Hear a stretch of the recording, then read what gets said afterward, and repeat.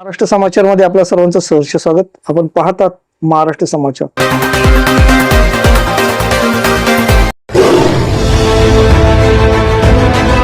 शिवसेना आणि महाराष्ट्र नवनिर्माण सेनेची युती झाली हे आज आम्ही आपल्याला जाहीर करत आहोत. 3.5 वर्षाच्या कालावधीनंतर आज मुंबई महानगरपालिकेची निवडणूक होते.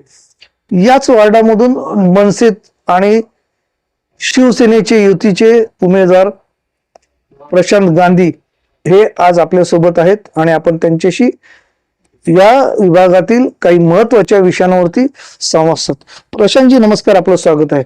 नमस्कार, जय महाराष्ट्र. सर, या निवडणुकीमध्ये आपण उभे आहात, नेमके लोकल प्रॉब्लेम्स तुम्हाला काय वाटतात?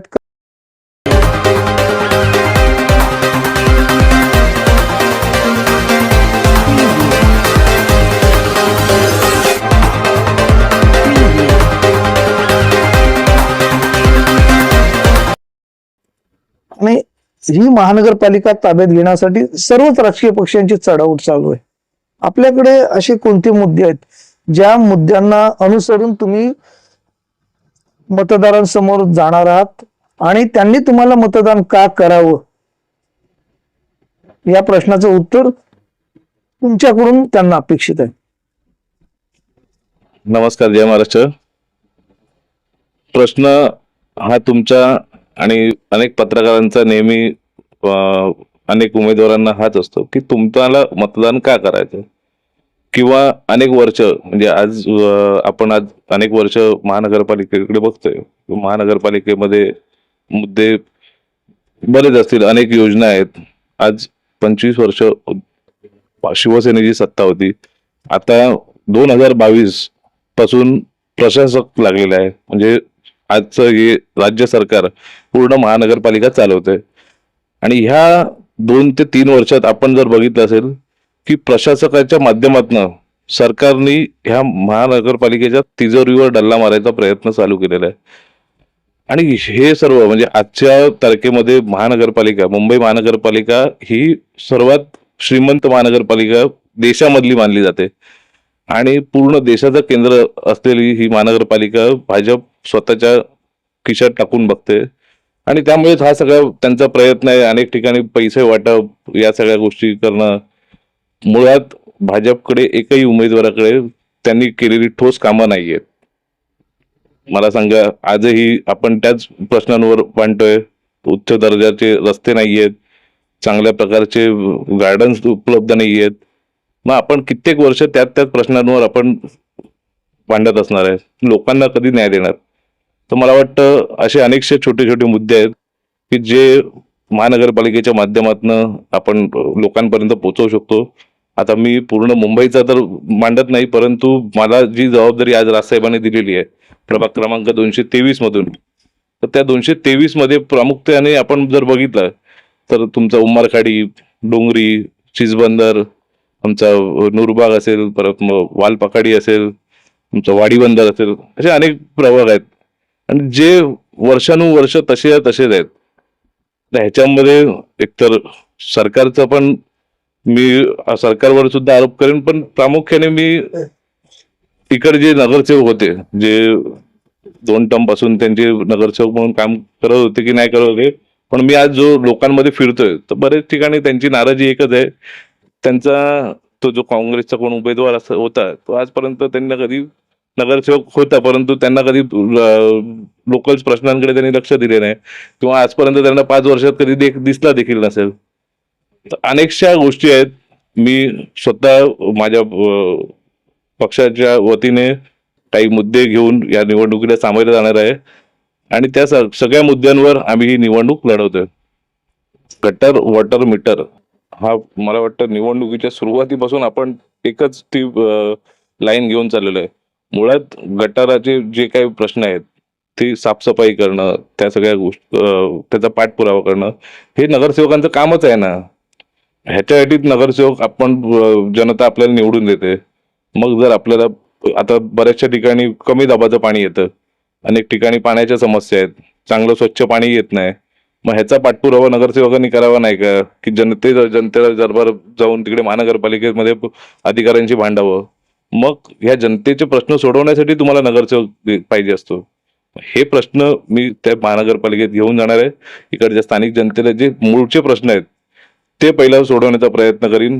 तसंच राहिलं गोष्ट आपल्या, आता जर आपण काही माझ्या मुस्लिम बहुल भागात बघाल किंवा या ठिकाणी वाडी बंदर वगैरे बघाल, तिकडच्या लोकांना जगण्याचा, त्यांच्या मुलांना खेळण्याचा अधिकार नाहीये का? पार्किंगचा आज एवढा मोठा प्रश्न आहे, कुठच्या नगरसेवकांनी इकडे येऊन लक्ष दिलं का की इकडे जनतेला ये जा करण्यास त्रास होतोय, एखादी अँब्युलन्स जायला त्रास होत असेल तर त्या गोष्टीकडे नगरसेवकाचं कर्तव्य नाहीये का? आज अनेक ठिकाणी युवा वर्ग जर आपण बघितलं तर नशेच्या अधीन जात आहे. म्हणजे मी तर म्हणतो अनेक लहान लहान मुलं, म्हणजे 12, 13, 14 वर्षाची मुलं, शाळेतली मुलं सुद्धा नशेच्या, आता अंमली पदार्थाच्या अधीन झालेले आहेत. तर आपलं नगरसेवक म्हणून कर्तव्य काय असणार आहे? तर शासकीय म्हणजे ज्या काही महानगरपालिकेच्या गोष्टी असणार आहेत त्या योजनेमार्फत आपण त्यांना पुरवू किंवा आपण लोकांच्या समस्या सोडवू. पण ज्या मूळच्या आपण एकमेकांच्या कुटुंब म्हणून जर जेव्हा बघू तेव्हा त्यांच्या घरचा एखादा वयोवृद्ध असेल, त्यांच्या घरचा मुलगा असेल, त्या प्रत्येकाची जबाबदारी जर नगरसेवकांनी स्वीकारली तर मला वाटतं खऱ्या अर्थाने तो नगरसेवक म्हणून तो समाजामध्ये मिरवू शकतो. इमारती जर्जर झालेल्या आहेत, जुन्या झालेल्या आहेत, लोक अक्षरशः जीव मुठीत घेऊन राहतात पावसाळ्यात. मग त्यांच्या विकासासाठी नेमकी तुमच्याकडे काय योजना आहे? मुळात या विकासाला आम्ही कधी आड येणारही नाही. जनतेने विकास हा स्वीकारलाच पाहिजे. परंतु जर इकडे विकासाच्या नावावर स्वतःचे जर आपल्याला घरं भरायची नेत्यांची जी जर मानसिकता असेल तर मला वाटतं की आपण जर सेल्फ डेव्हलपमेंट जर आजच्या तारखेत बघितलं, ज्यातनं लोकांना अनेकसा फायदा सुद्धा होतो.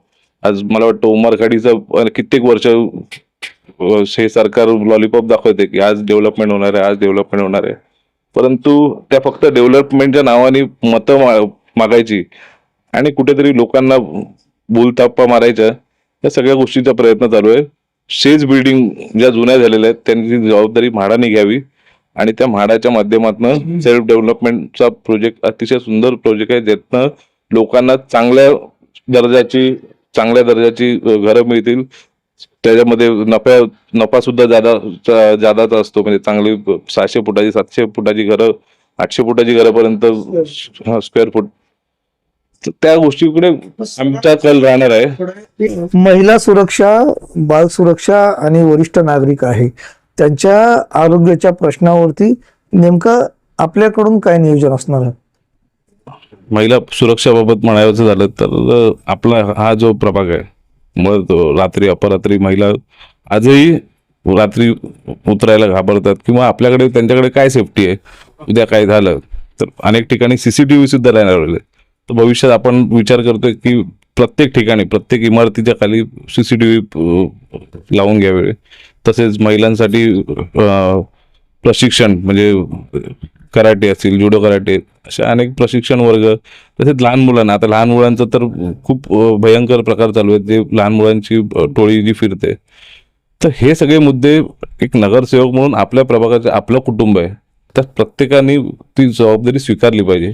वयोवृद्ध आहेत, आज वयोवृद्धांना जवळच्या ठिकाणी दवाखाना आहे का, महानगरपालिकेचा आपला दवाखाना चालू आहे का, तर तो नाही आहे इकडे.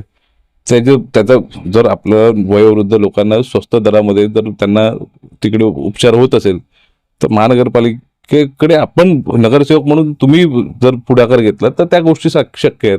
आपण नगरसेवक बनून फक्त नुसतं घरात बसून राहाल आणि परत पुढच्या निवडणुकीला याल आणि परत निवडणूक घ्याल तर मग ते लोक पण मागतात आणि लोक त्यांची योग्य वेळी उत्तर देतील. आता हे साबू सिद्दीक हॉस्पिटलच आहे आपल्या इकडे, ते ट्रस्टचं हॉस्पिटल होतं, त्याचं प्रायव्हेटायझेशन करण्याचं मध्ये चाललं होतं. महाराष्ट्र नवनिर्माण सेनेच्या वतीने आम्ही आंदोलन घेतलेलं सर्वांनी मिळून आणि ते ट्रस्टचं जे प्रायव्हेटायझेशन करण्याचं चालू होतं ते कुठेतरी आम्ही थांबवलं, जेणेकरून लोकांचा जिकडे जास्तीत जास्त त्यांना चांगल्या दरात उपचार देता येतील तो मानस आपला कायम राहील. म्हणजे असं कुशक काल होता होता काल रात्र झाली, अरे पुन्हा आयुष्याच्या पेटवा मशाली. शिवसेनेच्या मशालीच्या दिव्य प्रकाशात मनसेच्या इंजिनाची घोडदौड सुरू आहे. ती विजयापथावरती कुठपर्यंत जाईल की त्या विजयाला गवसणी घालता घालता मनसेच्या नाकीनऊ येईल हे येणारा काळच ठरवेल. कानराज निकम यांना जर प्रशांत गांधी यांनी हरवलं तर ते जायंट किलर ठरतील यात तीळ मात्र शंका उरणार नाही. पाहू, घोडा मैदान जवळ आहे. 15 तारखेला मतदानानंतर डोंगरीचा मतदार, उमरखाडीचा मतदार आपलं मत मनसेच्या पारड्यात टाकून त्यांना विजयी करतो का ते. तुर्तास आपण येथेच स्वल्पविराम घेतोय, अल्पविराम घेतो आणि थांबतोय. महाराष्ट्र समाचार करता कॅमेरामन प्रियांका सहित रिपोर्टर दिनेश मराठे, मुंबई. धन्यवाद. सुरक्षित राहा, आपली काळजी घ्या आणि महाराष्ट्र समाचार पाहत राहा. धन्यवाद.